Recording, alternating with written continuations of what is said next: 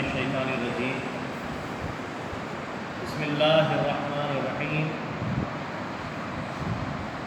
نحمدہ ونصلی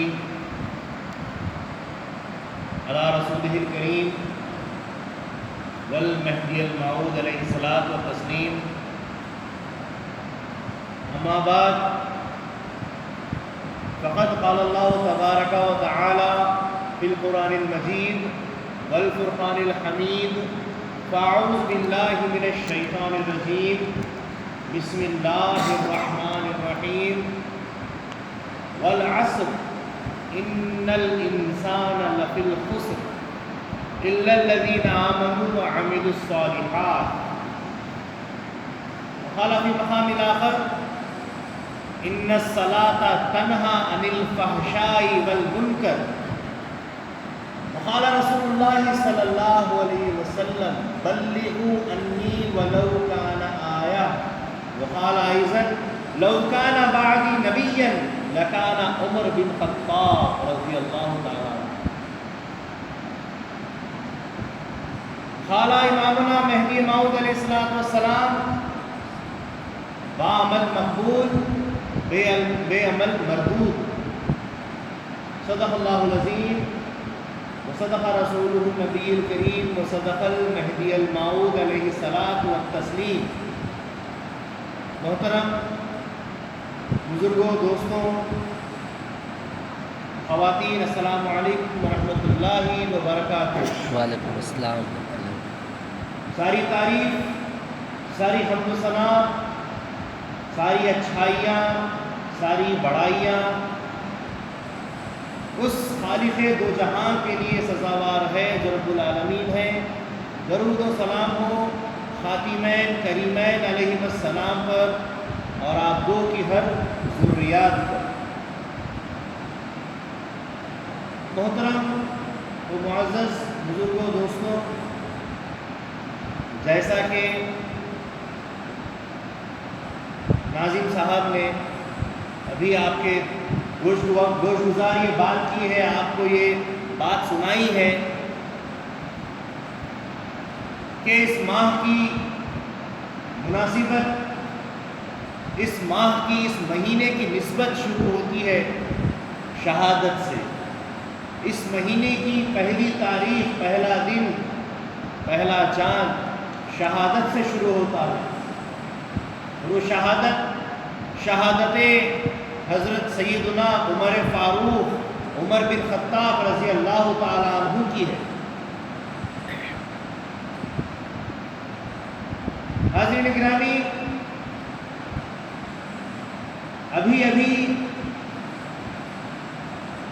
جو گزشتہ مہینہ گزرا ہے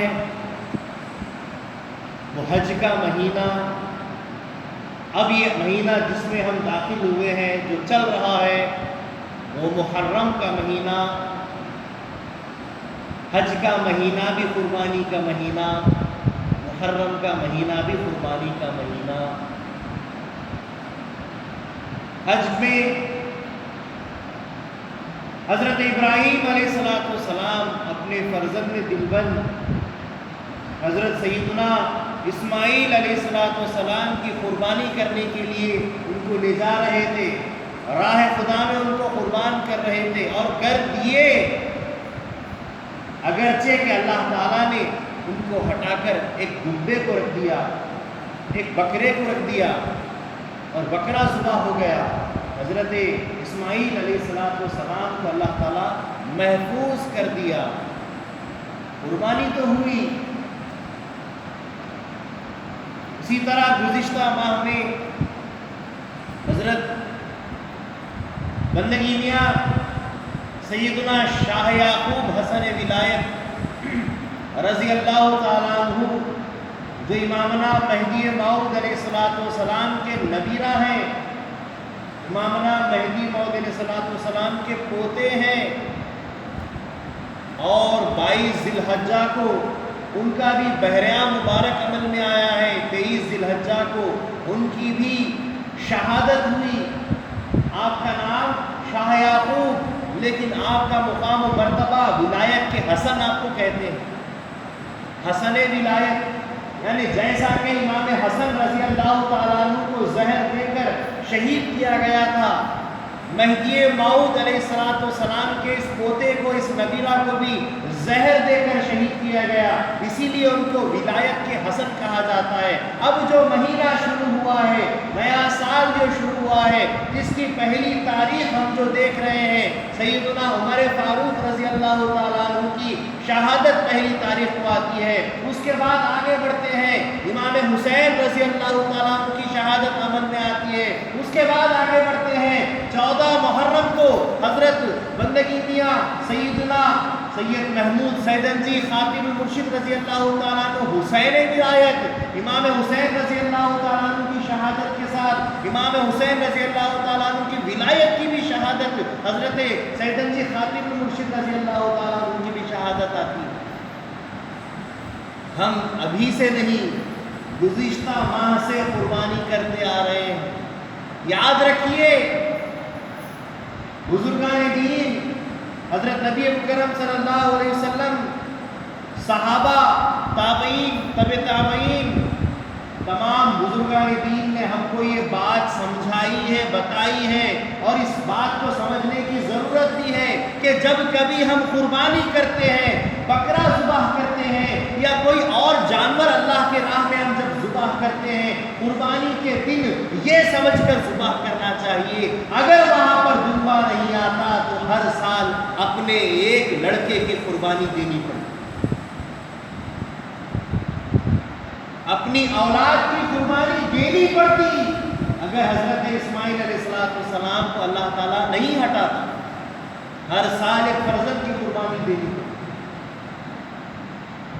تو گویا کہ قربانی تو ہم جب کبھی جانور کو ذبح کرتے ہیں، یہ تصور کرنا چاہیے، یہ سوچنا چاہیے کہ اس وقت میں اس جانور کو ذبح کر رہا ہوں اپنی اولاد کے بدلے میں، اپنی اولاد کو محفوظ کرتے ہیں۔ سمجھنا چاہیے، اپنے دماغ پر زور ڈالنا چاہیے کہ جو قربانی ہو رہی ہے، اگر یہ نہیں ہوتی تو آج میں اپنے اولاد کو، اپنے بچوں کو ذبح کر دیتا۔ تو قربانی وہاں سے شروع ہو چکی ہے، اور یہ جو قربانی کا سلسلہ، یہ جو شہادت کا سلسلہ، یہ جو خدا کی راہ میں اپنی جان کو دے دینے کا سلسلہ ماہ محرم میں شروع ہوا ہے۔ ایک روایت آپ کو بتاتا چلوں کہ حضرت عبداللہ ابن سلام رضی اللہ تعالیٰ عنہ کون ہے؟ اللہ کے نبی صلی اللہ علیہ وسلم کے ایک صحابی ہیں، اور جنہوں نے عمر فاروق رضی اللہ تعالیٰ عنہ کے فرزند حضرت عبداللہ ابن عمر رضی اللہ تعالیٰ عنہ سے ایک مرتبہ کہا، کیا کہا؟ اے کفل جہنم کے بیٹے آئیے۔ کیا کہا؟ اے کفل جہنم کے بیٹے آئیے۔ ان کو تعجب ہوا کہ میرے والد عمر فاروق کو یہ کفل جہنم کیوں کہہ رہے ہیں؟ مطلب کفل جہنم مطلب جہنم کا تالا، جہنم کا قفل، یہ میرے والد کو ایسا کیوں کہہ رہے ہیں؟ جا کر اپنے والد کو حضرت عمر فاروق رضی اللہ تعالیٰ عنہ سے کہتے ہیں کہ حضرت عبداللہ ابن سلام نے آپ کو قفل جہنم کہہ کر پکارا۔ حضرت عمر رضی اللہ تعالیٰ عنہ بھی حیران ہو جاتے ہیں کہ مجھے قفل جہنم کیوں کہا جا رہا ہے؟ میرا نام تو عمر بن خطاب ہے، میں خطاب کا بیٹا عمر ہوں، میں عمر فاروق ہوں، مجھے قفل جہنم کیوں کہا گیا؟ آپ گئے، کس کے پاس گئے؟ عبداللہ ابن سلام کے پاس گئے، جا کر پوچھے، کیا پوچھے؟ مجھے آپ قفل جہنم کیوں کہہ رہے ہیں؟ تو عبداللہ ابن سلام کہتے ہیں میں نے اپنے والد سے یہ بات سنی ہے، اور انہوں نے اپنے دادا سے یہ بات سنی ہے، اور انہوں نے اپنے پردادا سے ایک بات سنی ہے۔ اس طریقے سے ہوتے ہوتے ہوتے ہمارا سلسلہ حضرت سیدنا موسیٰ علیہ السلام کے پاس جاتا ہے، اور حضرت موسیٰ علیہ السلام سے ہمارے آبا و اجداد نے ایک بات یہ سنی کہ حضرت نبی مکرم صلی اللہ علیہ وسلم کے زمانے میں ایک ایسا آدمی پیدا ہوگا، ایک ایسا آدمی مسلمان ہوگا، اور جس کی حیات میں اللہ تعالیٰ جہنم کو قفل ڈال دے گا، جہنم کے دروازے بند کر دے گا، جب تک وہ زندہ رہے گا جہنم بند رہے گی، جہنم کے دروازوں کو کھلنے کا حکم نہیں ہوگا، اور اس کا نام عمر ابن خطاب ہوگا۔ جب تک وہ زندہ رہے گا جہنم کے دروازے نہیں کھلیں گے، اور جب اس کا انتقال ہو جائے گا جہنم کے دروازے کھول دیے جائیں گے۔ حضرت عمر فاروق رضی اللہ تعالیٰ عنہ کی شہادت جہنم کے دروازے کو کھول دیتی ہے۔ جب عمر فاروق رضی اللہ تعالیٰ عنہ نے یہ بات سنی کہ مجھے اس وقت سے یاد کیا گیا، تعجب کرنے لگے۔ تو حضرت عمر فاروق رضی اللہ تعالیٰ عنہ جب تک حیات تھے جہنم کے دروازے نہیں کھلے تھے، معاملات بالکل درست تھے، اسلام کا پرچم بہت آرام کے ساتھ، امن کے ساتھ لہرا رہا تھا۔ لیکن جب سے کہ حضرت سیدنا عمر فاروق رضی اللہ تعالیٰ عنہ کی شہادت ہوئی، جہنم کے دروازے کھول دیے گئے، افراتفری کے معاملات ہونے لگے، جھگڑے ہونے لگے، قبیلوں کے جھگڑے ہونے لگے، اور یہ سارے معاملات ہوتے ہوتے یہ فسادات بڑھتے بڑھتے عمر فاروق رضی اللہ تعالیٰ عنہ کی شہادت کے بعد حضرت عثمان غنی رضی اللہ تعالیٰ عنہ کی شہادت، حضرت عثمان غنی رضی اللہ تعالیٰ عنہ کی شہادت کے بعد شہادت کا سلسلہ ہی شروع ہو جاتا ہے۔ حضرت علی رضی اللہ تعالیٰ عنہ کی شہادت، امام حسن کی شہادت، امام حسین کی شہادت۔ حضرت عمر فاروق رضی اللہ تعالیٰ عنہ کی شہادت شہادتوں کی ابتدا ہے۔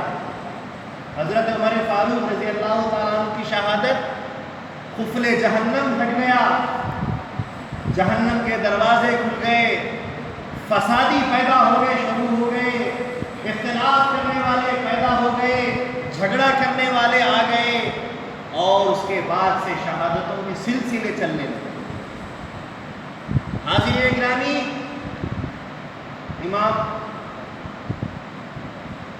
امام وقت آپ تھے، حضرت امیر المومنین عمر فاروق رضی اللہ تعالیٰ عنہ اپنے وقت کے ایسے امام بنے جنہوں نے اسلام کو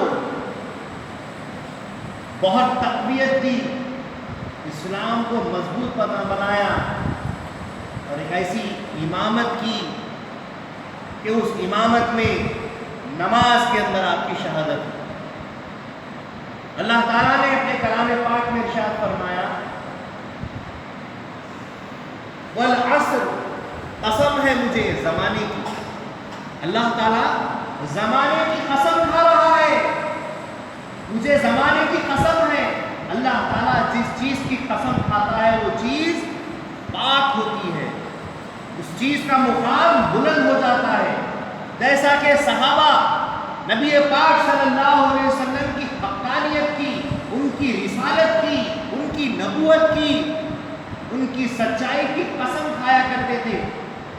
قسم ہے اس ذات کی جس نے آپ کو نبوت دے کر بھیجا ہے، قسم ہے اس ذات کی جس نے آپ کو رسالت دے کر بھیجا ہے، قسم ہے اس ذات کی جس نے آپ کو سچا بنا کر بھیجا ہے۔ اس طریقے سے قسم کھاتے تو جس چیز کی قسم کھاتے ہیں وہ چیز بہت پاک ہوتی ہے۔ قرآن کی فیصلوں کے اندر، شریعت کے اندر قسم کھلائی جاتی ہے، ماں باپ کی قسم کھلائی جاتی ہے، اللہ کی قسم کھلائی جاتی ہے۔ کیوں؟ کیونکہ اس قسم کے بعد، اس ارادے کے بعد، اس الفاظ کے بعد جو جملہ تمہاری زبان سے نکلتا ہے وہ سراسر حق ہوتا ہے، اس میں کوئی غلطی نہیں رہتی، اس کو قسم بولتے ہیں۔ حاضرین گرامی، اللہ تعالیٰ یہاں پر زمانے کی قسم کھا رہا ہے، مجھے زمانے کی قسم ہے۔ ان الانسان لفی الخسر، بے شک سارے کے سارے انسان خسارے میں اور نقصان میں ہیں، سوائے الا الذین آمنوا وعملوا الصالحات، سوائے ان لوگوں کے جو ایمان لائے اور جنہوں نے اچھا عمل کیا۔ ایمان لائے اور جنہوں نے اچھا عمل کیا، یہ دونوں چیزیں ہونا ضروری ہے۔ ایمان ہے، عمل نہیں ہے، بیکار ہے۔ عمل ہے، ایمان نہیں ہے، بیکار ہے، کوئی کام کا نہیں۔ ایمان بھی ضروری ہے، عمل بھی ضروری ہے۔ تم مہدوی ہو تو تمہارے اندر مہدویت عمل سے ہونی چاہیے، کیونکہ حضرت امامنا مہدی موعود علیہ السلام نے ارشاد فرمایا بعمل مقبول بے عمل مردود۔ اگر تم عمل والے ہو تو ہی مقبول ہو، اگر بے عمل ہو تو مردود ہو۔ تصدیق بندہ عمل است، بندے کی تصدیق عمل سے کرنا چاہیے۔ اگر عمل کرتے ہو تو سمجھنا کہ تم نے تصدیق کی ہے، اگر عمل نہیں کرتے ہو تو سمجھنا کہ تم نے تصدیق نہیں کی ہے۔ اور یہی بات اللہ کے نبی صلی اللہ علیہ وسلم بھی فرماتے ہیں، اور فرماتے ہیں کہ بلغوا انی ولو کان آیہ، مجھ سے پہنچاؤ دوسروں تک باتیں اگرچہ کہ ایک آیت ہی کیوں نہ۔ تو اللہ تعالیٰ نے یہاں ارشاد فرمایا ہے کہ تم اس وقت خسارے میں نہیں رہو گے جب ایمان بھی رہے گا اور عمل بھی رہے گا، اور اس عمل کی پہلی بنیاد، پہلی چیز ہے نماز۔ ایمان لانے کے بعد، مسلمان ہونے کے بعد سب سے یہ جو آج شہادت کا سلسلہ ہے، یہ جو شہادت کا واقعہ ہے، یہ نماز پڑھی۔ حضرت سیدنا عمر فاروق رضی اللہ تعالیٰ عنہ کی اسلام میں آمد نماز ہے، آپ کی شہادت نماز ہے۔ نماز ہی کی، عبادت ہی کی وجہ سے آپ کو اسلام نے پکارا، عبادت کی خاطر عمر فاروق کو اسلام نے پکارا، اللہ کے نبی نے پکارا، اور اسی عبادت کے اندر حالت نماز میں آپ جو اللہ کے سبب شہادت کا جام۔ حاضرین گرامی، اللہ تعالیٰ نے پھر نماز کے تعلق سے ارشاد فرمایا ان الصلاۃ تنہا عن الفحشاء والمنکر، بے شک تم کو نماز فحش کاموں سے، برے کاموں سے روکتی ہے۔ نماز وہ ہے جو تم کو فحش کاموں سے اور برے کاموں سے روکتی ہے۔ اللہ کے نبی صلی اللہ علیہ وسلم فرماتے ہیں تم اگر 40 دنوں تک نماز کو پکڑ لیتے ہو تو پھر تم کو نماز پکڑ لیتی ہے۔ نمازی کو نماز پکڑ لیتی ہے، جب تم 40 دن تک نماز کو پکڑے رکھتے ہو، نماز تم کو پکڑ لیتی ہے۔ نماز کی بھی چاہت ہوتی ہے، اچھا ہوتی ہے کہ تم جیسا نمازی اس کو ملے، تم جیسا نمازی نماز پڑھے۔ نماز اللہ کا دربار، نماز کیا چیز ہے؟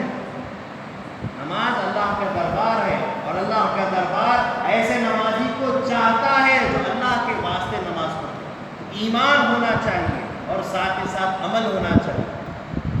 تو حاضرین گرامی، حضرت سیدنا عمر فاروق رضی اللہ تعالیٰ عنہ اصحاب فیل کا جو واقعہ پیش آیا، ملک عرب کے اندر مکہ کے اوپر جب ایک دہشت گرد قوم کعبۃ اللہ کو ڈھانے کے لیے، مسمار کرنے کے لیے حملہ آور ہوئی، اللہ تعالیٰ نے ابابیل کو بھیجا۔ چھوٹے چھوٹے پرندے ابابیل ہوتے ہیں، ان پرندوں کی فوج کو اللہ تعالیٰ نے ایک زبردست فوج کے سامنے پرندوں کو، چڑیاؤں کو بھیجا جن کے چونچ میں کنکریاں اور جن کے 2 پنجوں میں کنکریاں تھیں۔ بس وہ 3 کنکریاں وہ پرندے چھوڑتے، لیکن اثر کہ اللہ تعالیٰ کی طرف سے بھیجی ہوئی فوج کا اثر، نسبت وہ پرندے کس کی طرف سے بھیجے گئے ہیں؟ تمہاری طرف سے، ہماری طرف سے، اللہ کی جانب سے۔ نسبت کا اثر یہ ہوا، من جانب اللہ جو چیز بھیجی گئی اس کا اثر یہ ہوا کہ وہ کنکریاں اس وزن اور اس تیزی کے ساتھ ان پر گرتی تھی، برستی تھی کہ سواری سوار کے ساتھ پھنس جاتا۔ وہ کنکریاں اندر تک سرایت کر جاتی تھی، اندر تک اتر جاتی تھی، اس تیزی سے وہ کنکریاں برستی تھی۔ تو یہ جو واقعہ اصحاب فیل کا پیش آیا تھا، اس کے 13 سال بعد حضرت عمر فاروق رضی اللہ تعالیٰ عنہ کی پیدائش عمل میں آئی۔ اس واقعے کے 13 سال بعد حضرت عمر فاروق رضی اللہ تعالیٰ عنہ اس فانی دنیا میں تشریف لاتے ہیں، اور ملک عرب میں پڑھائی لکھائی کا کوئی تعلق نہیں تھا، کوئی انتظام نہیں تھا۔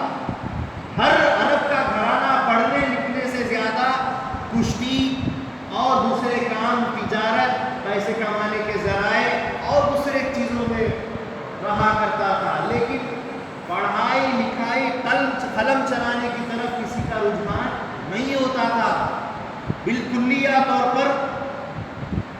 2-3 قبیلوں کے اندر 10 یا 15-20 بچے ایسے ہوتے تھے جو پڑھتے لکھتے تھے، اور ان قبیلوں کے اندر سے ایک بہترین قلم چلانے والے شخص حضرت عمر فاروق رضی اللہ تعالیٰ عنہ بنے۔ انہوں نے اپنی فراست اور اپنی عقل سے، اپنی ذہانت سے قلم کو اپنا پہلا ہتھیار چنا اور قلم چلانے لگے۔ آپ نثر بھی لکھتے تھے، آپ نظم بھی لکھتے تھے، اور اپنے قلم کے اندر اتنی آپ نے طاقت پیدا کی کہ اس قلم کے ذریعے سے جب آپ کتابت کرتے، علم کے ذریعے سے، قلم کے ذریعے سے جو آپ نے علم سیکھا، جب آپ کتابت کرتے تو میدان کا میدان ٹھرا جاتا، حیرت زدہ ہو جاتے تھے لوگ، اس انداز سے آپ بیان فرماتے تھے، کتابت کرتے تھے، جبکہ آپ اسلام میں ابھی نہیں آئے ہیں، ابھی آپ مسلمان نہیں ہیں، ابھی آپ ایک خدا کی، ایک اللہ کی بات نہیں کرتے ہیں، نبی کی بات نہیں کرتے ہیں، اسلام کی بات نہیں کرتے ہیں، کچھ اور ہی بات کرتے ہیں، لیکن جو بھی بات کرتے ہیں اس میں ایسا دبدبہ اور ایسا انداز ہوتا تھا کہ لوگ سارے کے سارے آپ کے بیان کو، آپ کی تقریر کو، آپ کی خطابت کو سن کر حیران رہ جاتے تھے، رونگٹے کھڑ جاتے تھے۔ عمر فاروق رضی اللہ تعالیٰ عنہ دھیرے دھیرے آگے بڑھنے لگے۔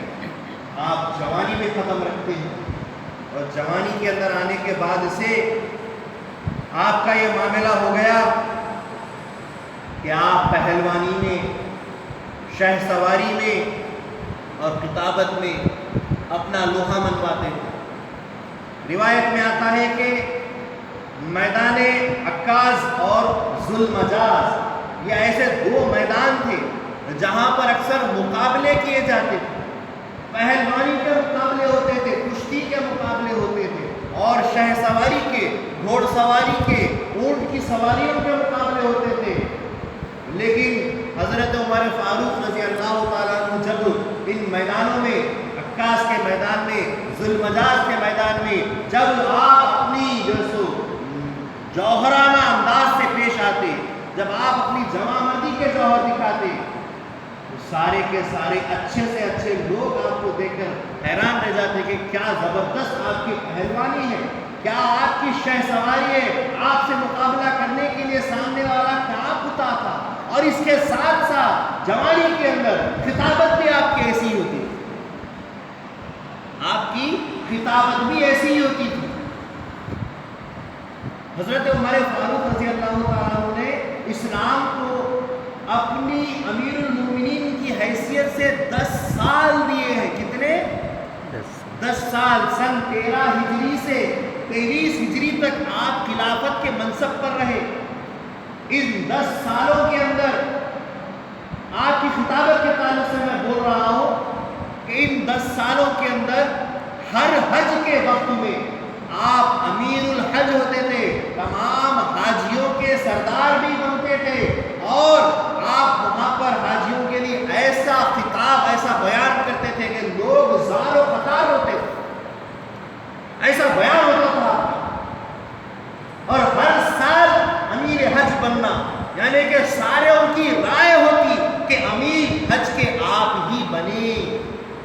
کیا مقام ہے، جبکہ کسی کو بھی بنایا جا سکتا، آپ امیر المومنین، ایک الگ مقام ہے آپ کی خلافت کا، لیکن حج کے بھی امیر آپ ہی ہو یہ ضروری نہیں ہے، لیکن لوگوں کی خواہش، لوگوں کی تمنا، لوگوں کی آرزو کہ آپ جیسا بہتر خطیب، آپ جیسا بہتر امیر، آپ جیسا بہتر خلیفہ اور حاکم کوئی نہیں ہے، لہذا ہر سال سب کی رائے سے آپ امیر حج بنائے جاتے ہیں۔ اتنا بہترین خطاب ہوتا کہ لوگ زار و قطار ہوتے تھے۔ حضرت عمر فاروق رضی اللہ تعالیٰ عنہ کا مقام و مرتبہ ہے۔ بہرحال اللہ کے نبی صلی اللہ علیہ وسلم نے اپنی نبوت کا اظہار کیا۔ ابو جہل بھی تھا، عمر فاروق رضی اللہ تعالیٰ عنہ بھی تھے۔ انکار کرنے والوں میں نبی پاک صلی اللہ علیہ وسلم کی نبوت کا کھلا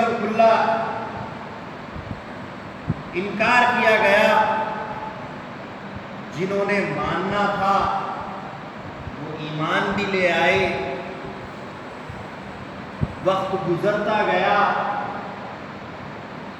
لوگ عبادت کرتے تھے، جو مسلمان ہو چکے تھے وہ عبادت کرتے تھے۔ کیسا عبادت کرتے تھے؟ اپنے گھروں میں چھپ کر عبادت کرتے تھے، اپنے حجروں میں چھپ کر عبادت کرتے تھے، علن اعلان لوگوں کے درمیان کفار کے مشرکوں کے سامنے عبادت نہیں کرتے تھے۔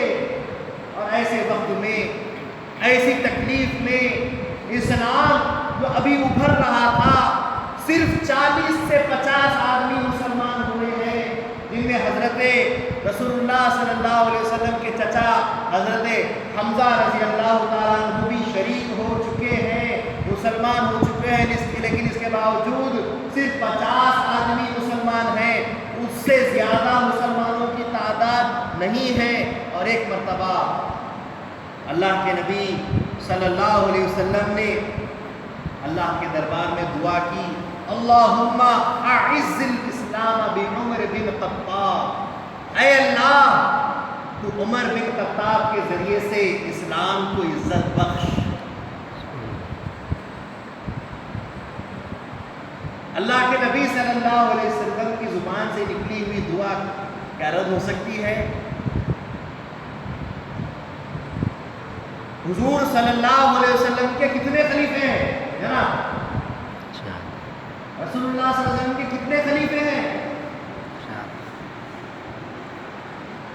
5 خلیفے ہیں، 4 مشہور، 1 غیر مشہور۔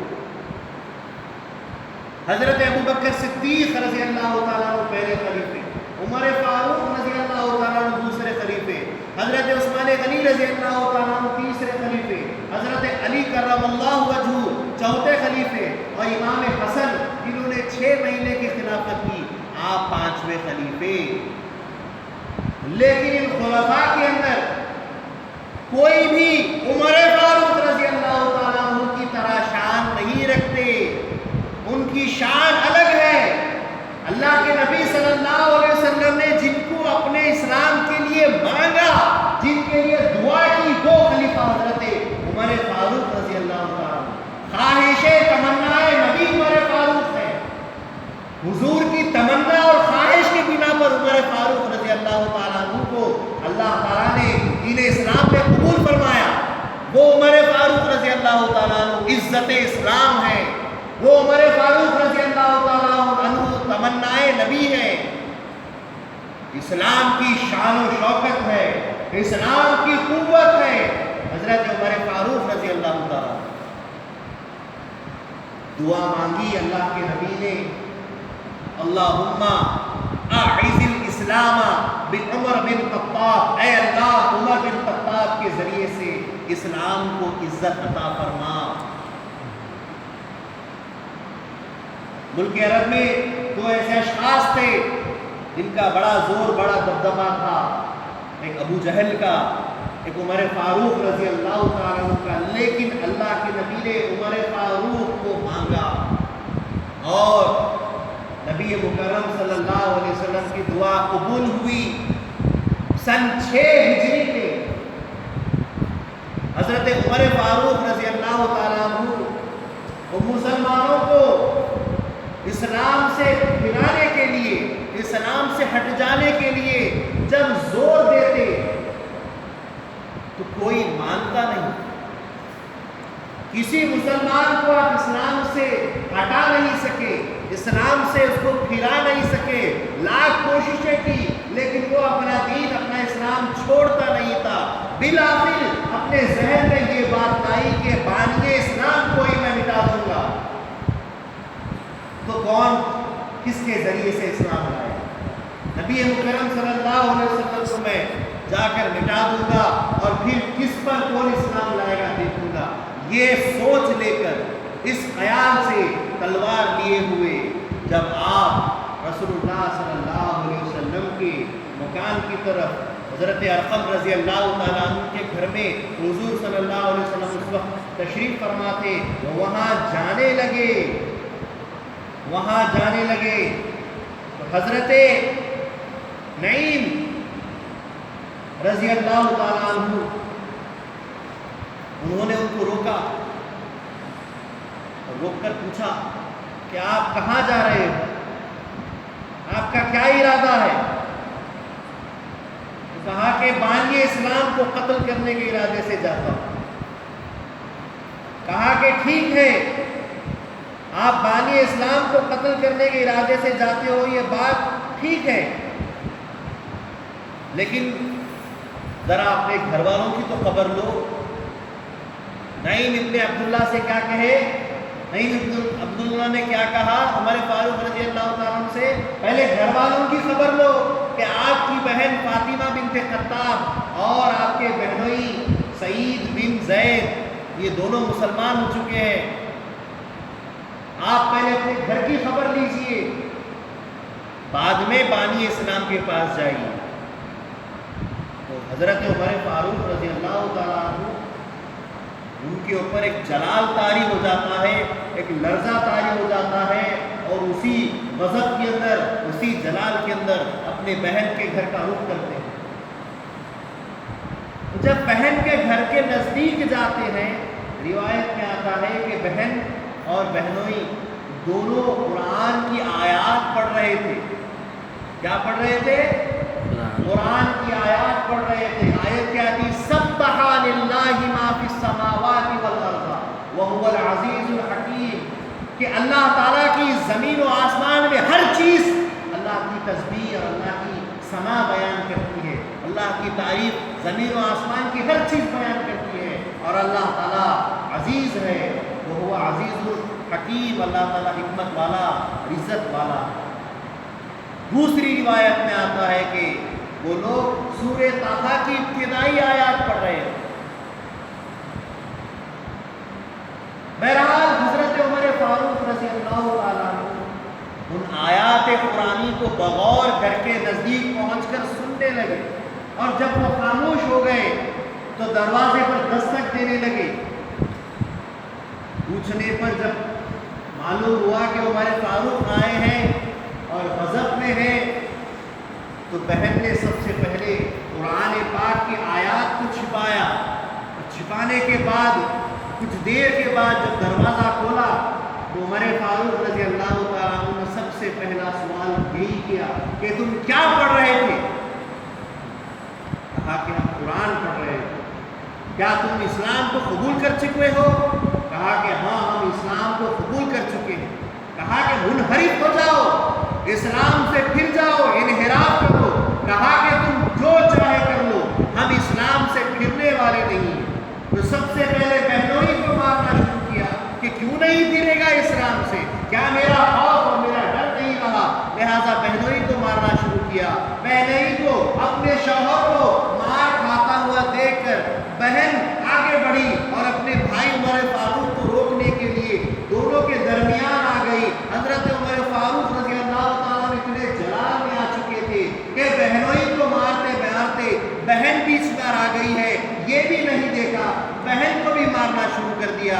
جب دونوں کو لہو لہان کر دیا، خون میں جو ستر کر دیا، اور اس کے بعد پھر پوچھا وہ کیا پڑھ رہے تھے بتاؤ، وہ کیا پڑھ رہے تھے ایک بار سناؤ۔ کہا کہ ہم نہیں بتائیں گے کہ تم اس کی بے ادبی کرو گے، اس کی توہین کرو گے۔ حضرت عمر فاروق رضی اللہ تعالیٰ عنہ فرماتے ہیں نہیں، میں کوئی اس کی توہین نہیں کروں گا، ایک بار وہ چیز کو تم پڑھ رہے تھے وہ سناؤ۔ عمر فاروق رضی اللہ تعالیٰ عنہ کی اچانک نرمی کو دیکھ کر، آپ کی عاجزی کو دیکھ کر، انہوں نے، ان کی بہن اور بہنوئی نے آیات قرآنی سامنے رکھی اور پڑھ کر سنایا۔ حضرت عمر فاروق رضی اللہ تعالیٰ عنہ نے جو ہی قرآن سنا، آپ کے اوپر ایک ایسا اثر ہوا کہ آپ وہاں سے فوراً نبی مکرم صلی اللہ علیہ وسلم کا راستہ لیے، ان کے مکان کا راستہ لیے، حضرت ارقم کے گھر کا راستہ لیے۔ جب نزدیک پہنچے تو حضرت حمزہ رضی اللہ تعالیٰ عنہ نے دیکھا کہ عمر آ رہے ہیں تلوار لے کر، حضور کو خبر دی۔ اللہ کے نبی صلی اللہ علیہ وسلم نے کہا آنے دو عمر کو، اگر نیک ارادے سے آتا ہے تو آنے دو، ورنہ اس کی تلوار سے میں اس کا قتل کر دوں گا۔ جب عمر فاروق رضی اللہ تعالیٰ عنہ نزدیک آئے، پوچھنے والوں نے جب پوچھا کہ اے عمر، حضرت حمزہ نے پوچھا اے عمر کس ارادے سے آئے؟ کہا کہ میرا جو کچھ حال ہے میں محمد سے سنا۔ حضور صلی اللہ علیہ وسلم نے ان کی اس آواز کو سن کر، انہوں نے اللہ کے کلام کی آواز سنی تھی عمر نے، اور اللہ کے نبی نے اب عمر کی آواز سنی ہے کہ اس آواز کو، اللہ کے کلام کی آواز کو سن کر ان کا جو مقام و مرتبہ بدل گیا ہے، ان کا مزاج بدل گیا ہے، اور اس کو نبی مکرم صلی اللہ علیہ وسلم نے بآسانی سمجھ لیا ہے، اور سمجھنے کے بعد آپ نے آواز دی اے حضرت حمزہ پھٹ جائیے، عمر کو اندر آنے دیجیے۔ حضرت عمر فاروق رضی اللہ تعالیٰ اندر آئے، اپنی تلوار قدموں میں رکھ دیے اور کہا اشہد انک رسول اللہ، میں گواہی دیتا ہوں کہ آپ اللہ کے رسول ہیں، واشہد ان لا الہ الا اللہ، میں گواہی دیتا ہوں کہ اللہ ایک ہے، اور یہ گواہی دیتا ہوں کہ آپ اللہ کے رسول، اللہ کے نبی ہیں۔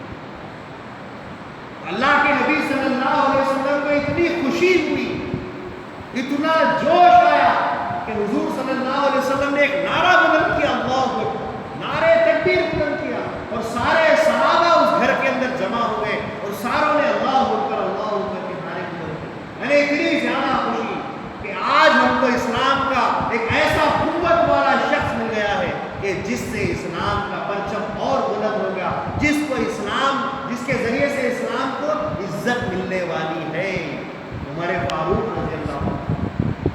اس کے بعد حضرت عمر فاروق رضی اللہ تعالیٰ عنہ نے کہا، چند دن گزرے، کچھ وقت گزرا، آپ نے کہا اے اللہ کے نبی صلی اللہ علیہ وسلم، کیا ہم حق پر ہیں؟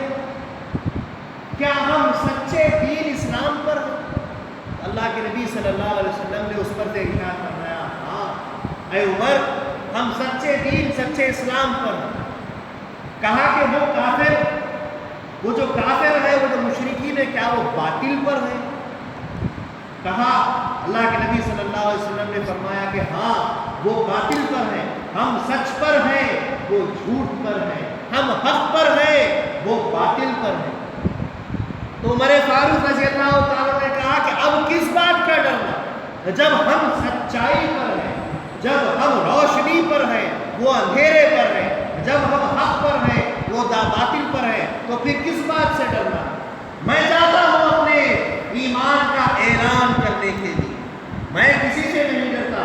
یہ کہا، اللہ کے نبی صلی اللہ علیہ وسلم کے پاس سے اجازت دی، اور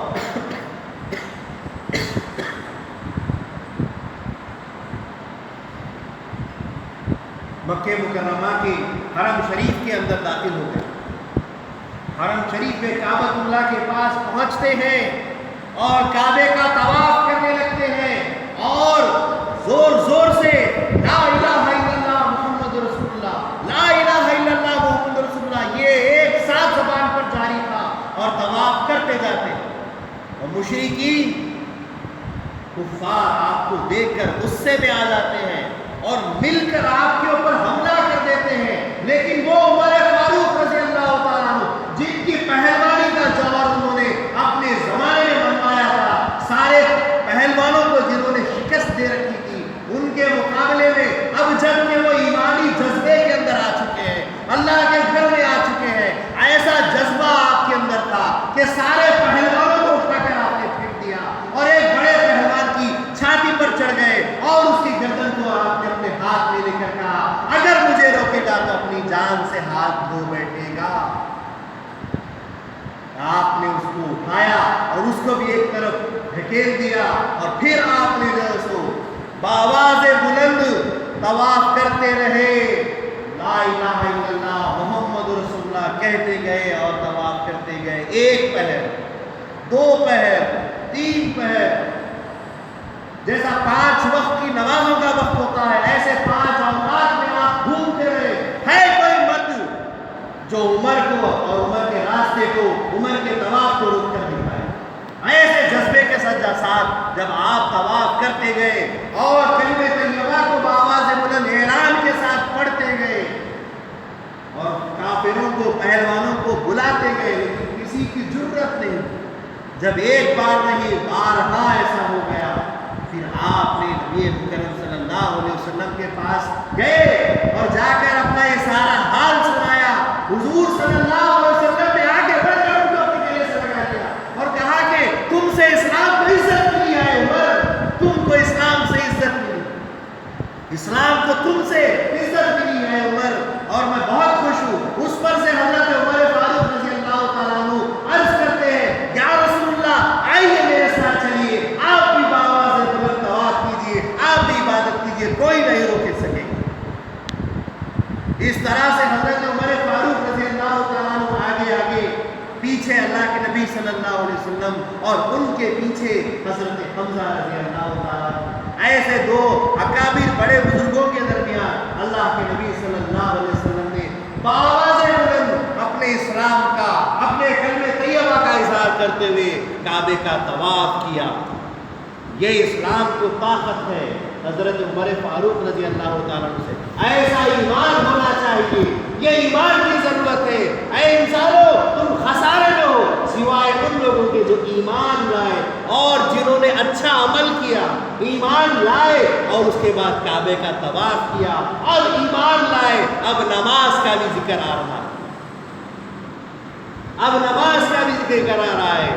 اللہ کے نبی صلی اللہ علیہ وسلم جو چھپ کر عبادت کرتے تھے، دوسرے صحابہ جو مسلمان ہو چکے ہیں وہ بھی چھپ چھپ کر عبادت کرتے تھے۔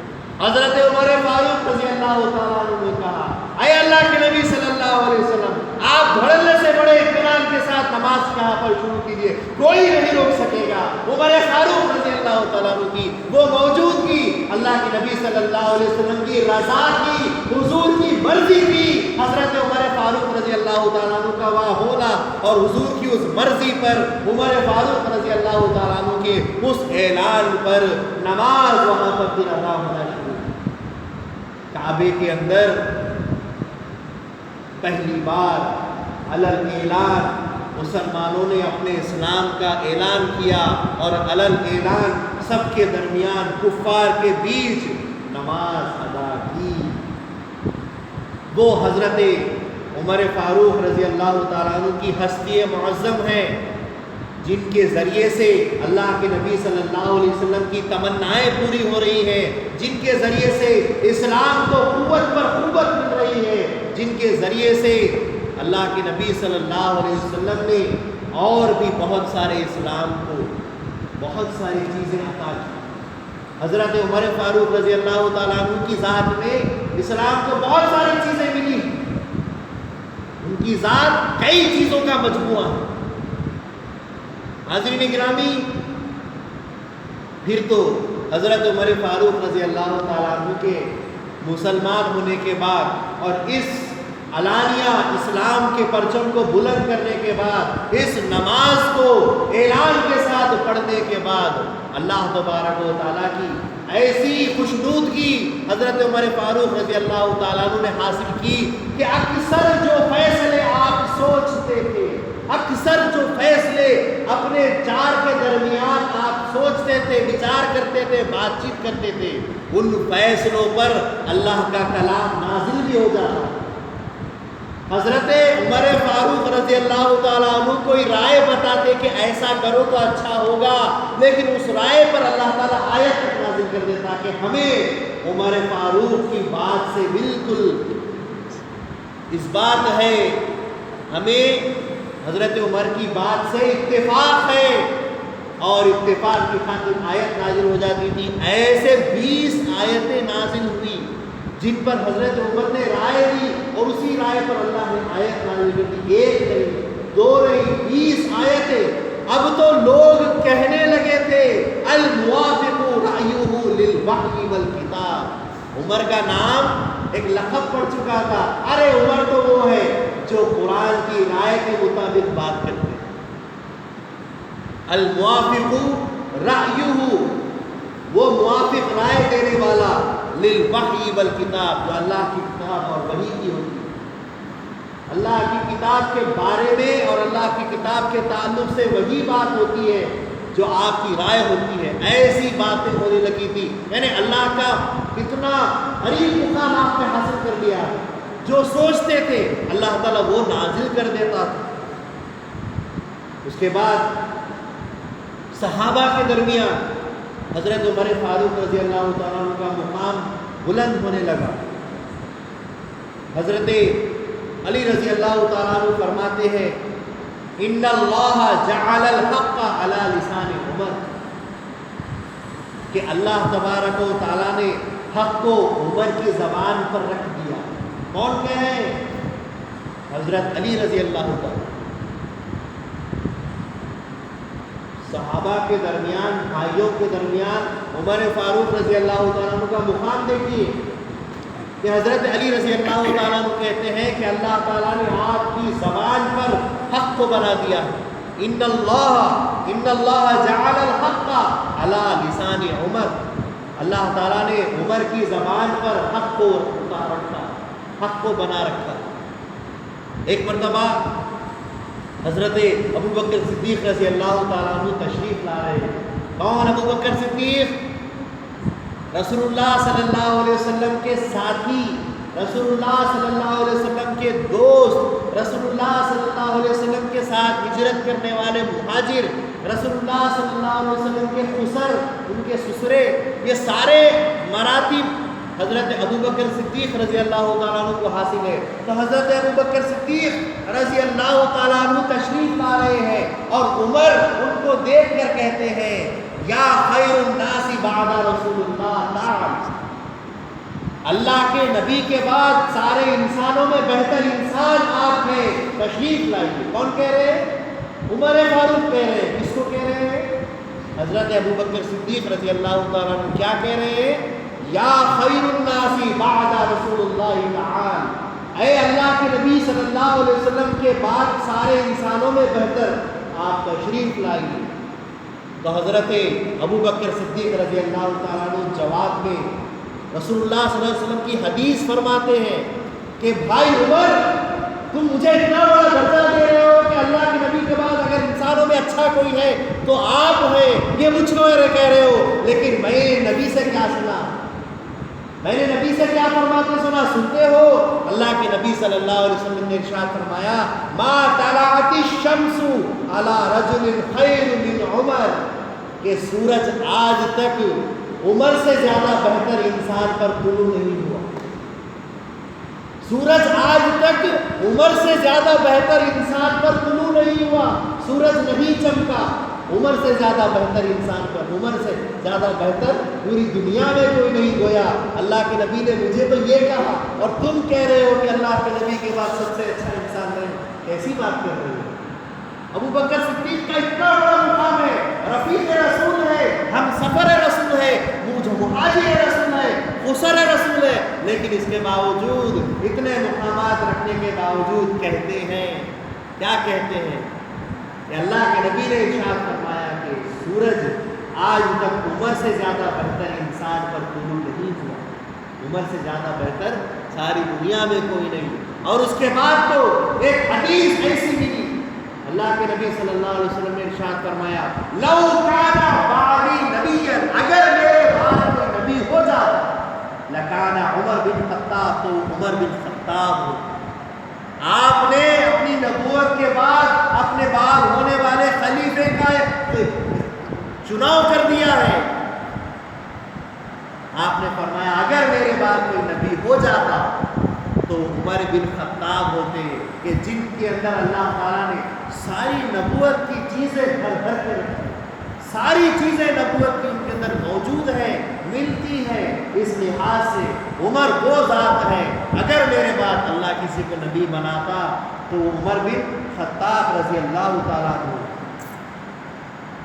بہرحال حضرت عمر فاروق رضی اللہ تعالیٰ عنہ کا وقت گزرتا جاتا ہے، آپ بڑے ہی جلال، بڑے ہی غضب کا مزاج رکھتے تھے، لیکن کافروں کے ساتھ اشداء علی الکفار ورحماء بینہم، مسلمانوں کے درمیان رحم کرنے والے اور کافروں کے درمیان سختی سے رہنے والے، یہ حضرت عمر فاروق رضی اللہ تعالیٰ عنہ کی صفت تھی۔ ایک مرتبہ اللہ کے نبی صلی اللہ علیہ وسلم نے خواب دیکھا کہ حضرت ابوبکر صدیق رضی اللہ تعالیٰ عنہ خواب میں نظر آتے ہیں، ایک کرتا پہنا ہوا ہے لیکن وہ کرتا کچھ چھاتی سے نیچے ہے۔ ایک دوسرے صحابی کو آپ نے خواب میں دیکھا، ان کا کرتا کچھ پیٹ تک، ناف تک ہے۔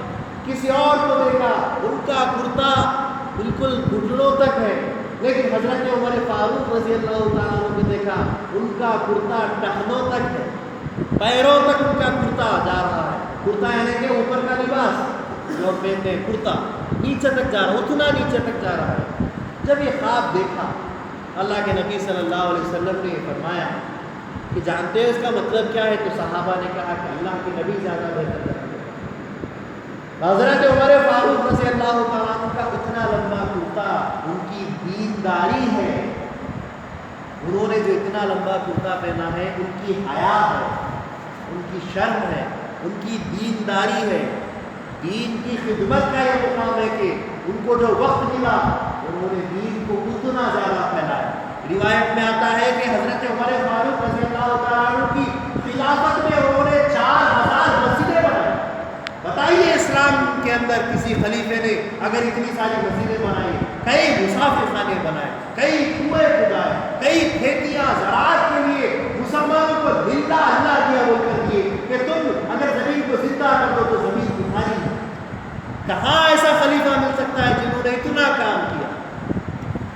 پھر اس کے ساتھ ساتھ اتنی سادگی، اتنی جو ہے سو آپ کے اندر عاجزی انکساری کہ حضرت عمر فاروق رضی اللہ تعالیٰ عنہ روایت میں آتا ہے کہ جب لباس پہنتے تو لوگوں نے 3 پیوند لگے ہوئے کپڑے دیکھے، اور راتوں کو جاگ جاگ کر روتے ہوئے دیکھے، اللہ کے خوف سے راتوں میں رو رو کر خدا کو مناتے ہوئے دیکھے، راتوں میں جاگ جاگ کر لوگوں کی مدد کرتے ہوئے دیکھے۔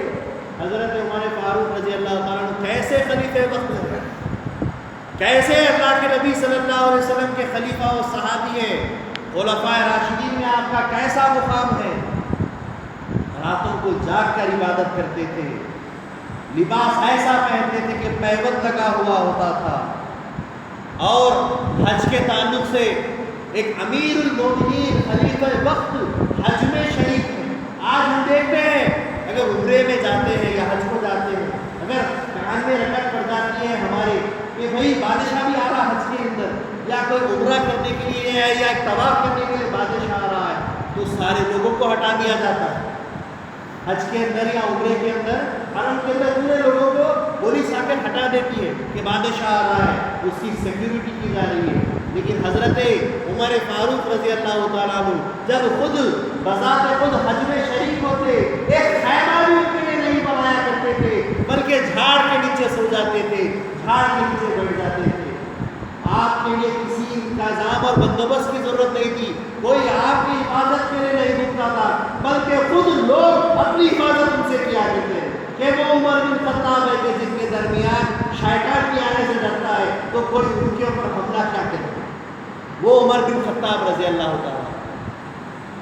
بہرحال حضرت عمر فاروق رضی اللہ تعالیٰ عنہ کی ایسی سادی زندگی تھی کہ اس کی مثال دی جاتی تھی۔ ایک مرتبہ ایک بادشاہ، ایک ظالم بادشاہ اپنے قاصد کو بھیجتا ہے، جاؤ امیر المومنین جو مسلمانوں کے امیر بادشاہ بن کر بیٹھے ہیں، اس بادشاہ کا حال چال کیا ہے ذرا دیکھ کر۔ وہ قاصد، وہ بھیجنے والا جو بھیجا، جس کو بھیجا وہ آیا، آ کر خبر گیری کرنے لگا، پوچھنے لگا کہ امیر المومنین بادشاہ کہاں ہے تمہارا؟ تو لوگوں نے بتایا کہ ابھی گھر پر تھے، کہیں کام سے گئے ہیں۔ وہ ڈھونڈنے لگا، پوچھتے پوچھتے پوچھتے جب دیکھا تو کیا دیکھتا ہے کہ سخت دھوپ کے اندر ایک پتھر کے اوپر حضرت عمر فاروق رضی اللہ تعالیٰ عنہ سو رہے ہیں، اور ان کے جسم سے، ان کے چہرے سے پسینہ ٹپک رہا ہے اور پسینہ چمک رہا ہے۔ یہ دیکھ کر وہ قاصد حیران ہو گیا کہ یہ مسلمانوں کا بادشاہ، یہ مسلمانوں کا امیر، یہ کیا کیفیت ہے اس کی؟ چلچلاتی دھوپ پہ پتھر پہ لیٹا ہوا ہے اور جسم سے پسینہ بہ رہا ہے۔ تو اس قاصد نے یہ دیکھ کر اپنے ہی اندر یہ کہا کہ جس کو اللہ کا خوف ہوتا ہے وہ بے خوف پھرتا ہے، اور جس کو اللہ کا خوف نہیں ہوتا، جیسا ہمارا بادشاہ ہے، ظالم جو ظلم کرنے والا ہوتا ہے، اس کا یہ عالم ہوتا ہے جو خدا سے نہیں کرتا اور ظلم کرتا ہے، وہ پردوں کے اندر محل کے اندر بیٹھتا ہے اور ہم جیسے قاصدوں کو بھیجتا ہے کہ جا کر کیوں دیکھ کر، اور جو عدل و انصاف کرتا ہے، جو ظلم کو روکتا ہے، جو اللہ سے ڈرتا ہے، وہ بے خوف رہتا ہے اور اس طرح سے آرام سے پتھر پہ بھی سو سکتا ہے۔ حضرت عمر فاروق رضی اللہ عنہ کی سادگی دیکھی، اس کے ساتھ ساتھ حضرت عمر فاروق رضی اللہ تعالیٰ عنہ کا جلال، ان کا غضب، ان کے فیصلے، دین اسلام شریعت کے اندر جتنے بھی فیصلے اب تک کیے گئے ہیں، روایت میں آتا ہے کہ عمر فاروق رضی اللہ تعالیٰ عنہ کی طرح فیصلہ کرنے والا آج تک پیدا نہیں، ایسے بہترین فیصلے دینے والے، شریعت کے اندر اپنے عقل سے بہترین انصاف کرنے والے، آج تک ان کی طرح فراست والا دماغ رکھنے والے کوئی نہیں۔ اسلام کو جتنی قوت اور جتنی طاقت اور جتنا اسلام پھیلایا گیا ہے، حضرت عمر فاروق رضی اللہ تعالیٰ عنہ کی خلافت کے 10 سال میں پھیلایا۔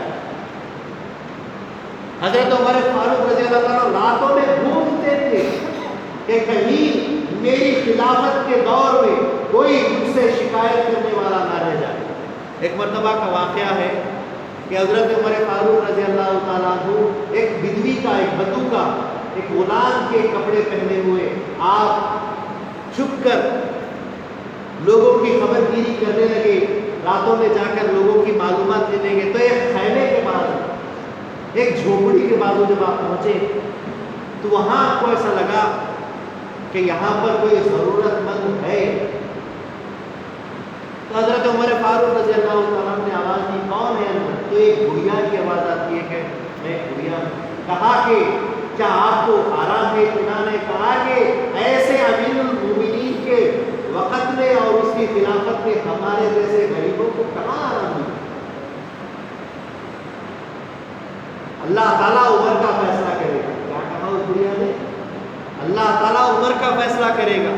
حضرت عمر فاروق رضی اللہ تعالیٰ عنہ ملا جاتے ہیں، پریشان ہو جاتے ہیں۔ میری خلافت کے اندر اگر کوئی ایسا بے چین رہتا ہے، بے آرام رہتا ہے، تو مجھے اللہ تعالیٰ قیامت کے دن پکڑ لے گا۔ آپ نے کہا کہ کیا تکلیف ہے مائی؟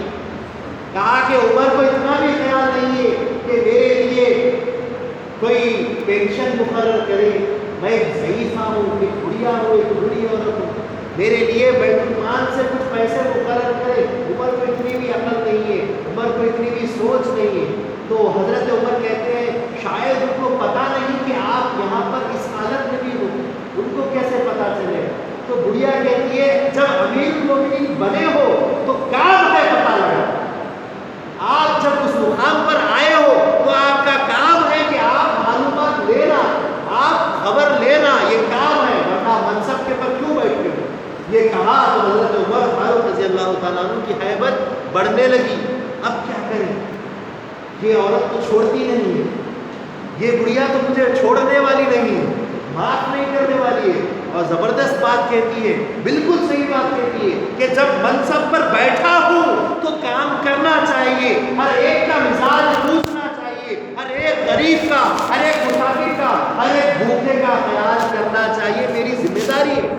لہذا حضرت عمر فاروق رضی اللہ تعالیٰ عنہ کہنے لگے، اے بڑھیا کیا تو عمر کی اس غلطی کو معاف کر سکتی ہے؟ کیوں؟ کہا کہ اگر تو معاف کرے گی اس کے بدلے میں جتنے پیسے مانگے گی میں دوں گا، تو عمر کی اس غلطی کو معاف کر دے، اور اس کے بدلے میں ہم خرید و فروخت کر لیتے ہیں، ایک کاروبار کر لیتے ہیں، ایک بے کر لیتے ہیں، ایک ڈیل کر لیتے ہیں کہ تو غلطی معاف کر اور اس کے بدلے میں پیسے لے جا۔ بڑھیا کہتی ہے کہ کیوں مذاق کرتے ہو بھائی، کیوں مذاق کرتے ہو؟ بڑھیا کا کیوں مذاق اڑاتے ہو؟ کہاں پیسے دے سکتے؟ کہا کہ نہیں، اگر آپ واقعی غلطی کو معاف کرتی ہیں تو میں پیسے دینے کے لیے تیار ہوں۔ تو بڑھیا نے کہا کہ 25 درہم مجھے چاہیے اس کی اس غلطی کو معاف کرنے کے لیے۔ یہاں سودا ابھی ہوا ہے اور حضرت علی رضی اللہ تعالیٰ عنہ وہاں پر آ جاتے ہیں اور آواز لگاتے ہیں، اے امیر المومنین آپ یہاں کیا کر رہے ہیں؟ وہ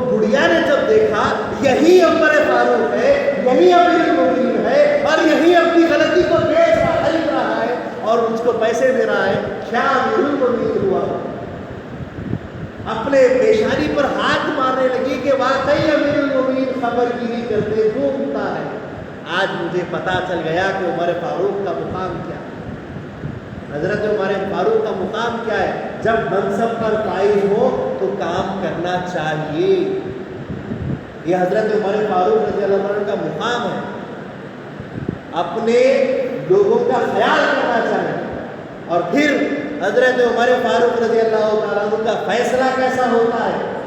اپنے تعلق سے اپنے آپ کو سزا دینے کے لیے آپ نے جو اس کا جرمانہ دینا چاہا، لیکن جب دین پر، جب اسلام پر، اللہ کے نبی صلی اللہ علیہ وسلم پر جب کوئی سوال کرتا ہے، جیسا کہ میدان جنگ میں نبی پاک صلی اللہ علیہ وسلم موجود ہیں اور ایسے میں ایک کافر آپ کی تلوار کی زد میں آ جاتا ہے اور عمر سے بچنے کے لیے وہ کافر کہنے لگا لا الہ الا اللہ محمد رسول اللہ، لا الہ الا اللہ محمد رسول اللہ۔ حضرت عمر نے ایک نہیں سنی اور تلوار سے گردن اڑا دی۔ حضرت رسول اللہ موجود ہے، اللہ کے نبی صلی اللہ علیہ وسلم نے فرمایا اے عمر تم نے کیا کیا کہ تم نے اس نے اسلام کا کلمہ پڑھا ہے اس کے باوجود بھی اس کی گردن اڑا دی، یہ تم نے اچھا نہیں کیا۔ تو حضرت عمر کہنے لگے یہ اپنی جان کو بچانے کے لیے ایسا کر رہا تھا، یہ سچے میں آپ کا ایمان نہیں لاتا تھا، اسلام پر ایمان نہیں لاتا تھا، آپ کے اوپر ایمان نہیں لاتا تھا۔ تو حضرت رسول مقبول صلی اللہ علیہ وسلم فرماتے ہیں عمر کیا تم نے اس کے دل میں جھانک کر دیکھا تھا کہ وہ سچ بولتا تھا کہ جھوٹ بولتا تھا؟ آپ کے اس فیصلے پر، آپ کے اس مذہب کے فیصلے پر اللہ کے نبی صلی اللہ علیہ وسلم خفا ہو گئے، کئی دن تک بات نہیں کی۔ تو عمر فاروق رضی اللہ تعالیٰ عنہ دیگر دوسرے بھائیوں سے، صحابہ سے منوانے کے لیے بھیجتے تھے کہ حضور کو بولو کہ مجھے معاف کر دیں، مجھ سے غلطی ہو گئی مجھے معاف کر دیں۔ اللہ کے نبی صلی اللہ علیہ وسلم پر سفارشوں پہ سفارش لگاتے جاتے۔ اس کے بعد اللہ کے نبی صلی اللہ علیہ وسلم نے فرمایا کہ میں نے ان کو معاف کر دیا۔ اس کے بعد حضرت عمر فاروق رضی اللہ تعالیٰ عنہ کافی وقت تک، اللہ کے نبی صلی اللہ علیہ وسلم کی حیات تک آپ نے ایسے زوراور کام نہیں کیے، لیکن جب کبھی اسلام کے خلاف یا اللہ کے نبی کے خلاف بات آئی آپ نے پھر تلوار سے بات کی۔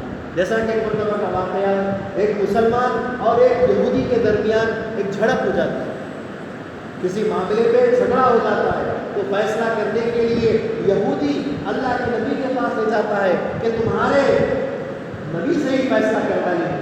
یہودی کا اور مسلمان کا اتفاق ہو جاتا ہے، جاتے ہیں اور حضور کے سامنے سارے معاملے کو پیش کرتے ہیں۔ اللہ کے نبی صلی اللہ علیہ وسلم فیصلہ یہودی کے حق میں کر دیتے ہیں۔ مسلمان کو بڑا برا لگتا ہے اور وہ سوچتا ہے میں عمر کے پاس جاؤں گا، عمر کافروں سے سخت رہتے ہیں، کافروں کو چھوڑیں گے نہیں اور فیصلہ میرے حق میں ہو جائے گا۔ حضرت عمر رضی اللہ تعالیٰ عنہ کے پاس یہ دونوں گئے، یہودی بھی ہے وہ مسلمان بھی ہے، اور پھر اس کے بعد جانے کے بعد مسلمان نے کہا کہ میں نے فیصلہ کرانے کے لیے حضرت رسول پاک صلی اللہ علیہ وسلم کے پاس جانا چاہا، لیکن انہوں نے فیصلہ اس یہودی کے حق میں کر دیا، تو آپ بہتر فیصلہ کر سکتے ہیں، یہ مجھے پتا ہے، لہذا آپ صحیح فیصلہ کیجیے۔ تو حضور صلی اللہ علیہ وسلم کے پاس جا کے آنے کے بعد یہ دونوں یہاں پھر فیصلہ میرے پاس کرانے کے لیے آئے ہیں۔ تو عمر فاروق رضی اللہ تعالیٰ عنہ نے کہا ٹھہرو میں ابھی جا کر آتا ہوں۔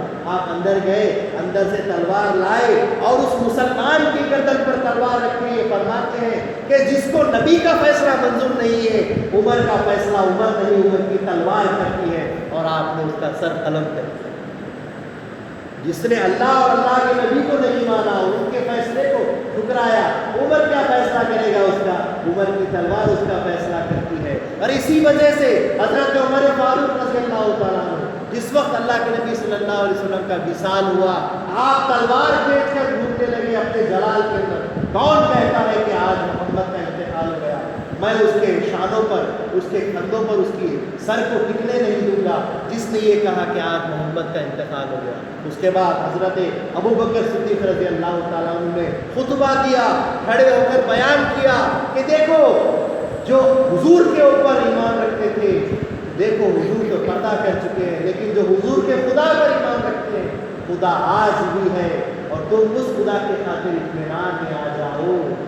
اس کے بعد جا کے حضرت عمر فاروق رضی اللہ تعالیٰ عنہ اطمینان میں آتے ہیں۔ لیکن اس کے باوجود حضرت عمر فاروق رضی اللہ تعالیٰ عنہ جب کبھی اسلام پر بات ہوتی ہے تو آپ کا فیصلہ تلوار سے اور تیزی سے ہوتا ہے، اور جب خود پر بات ہوتی ہے تو آپ ہر چیز کو سہنے کے لیے تیار ہو جاتے ہیں۔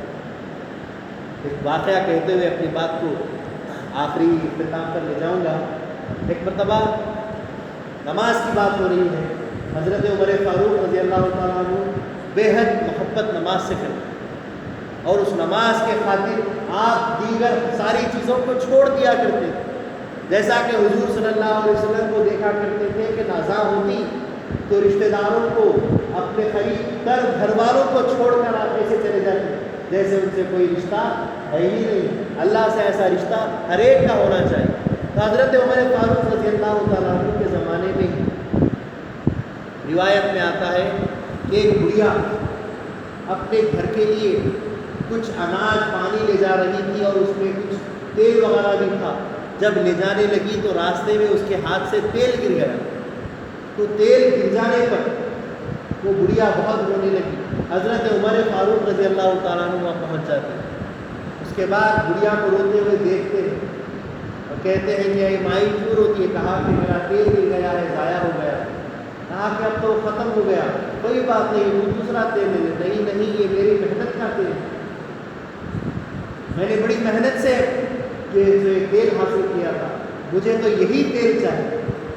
تو حضرت عمر فاروق رضی اللہ تعالیٰ عنہ زمین سے کہتے ہیں اے زمین اس بڑھیا کا تیل دے دے۔ تو زمین کہتی ہے اے عمر فاروق میں وہ زمین ہوں جہاں پر کسی کا بس نہیں چلتا، یہاں جب آ جاتا ہے کوئی یہاں پر کسی کا بس نہیں چلتا، ہم پر تمہاری حکومت نہیں چلے گی۔ حضرت عمر فاروق رضی اللہ تعالیٰ عنہ کیا فرماتے ہیں، غور سے سنیے، اے زمین تیل دیتی ہے کہ نہیں، ورنہ تیرے اندر ایک بے نمازی کو دفن کر دوں گا۔ کیا فرماتے ہیں؟ ایک بے نمازی کو تیرے اندر دفن کر دوں گا۔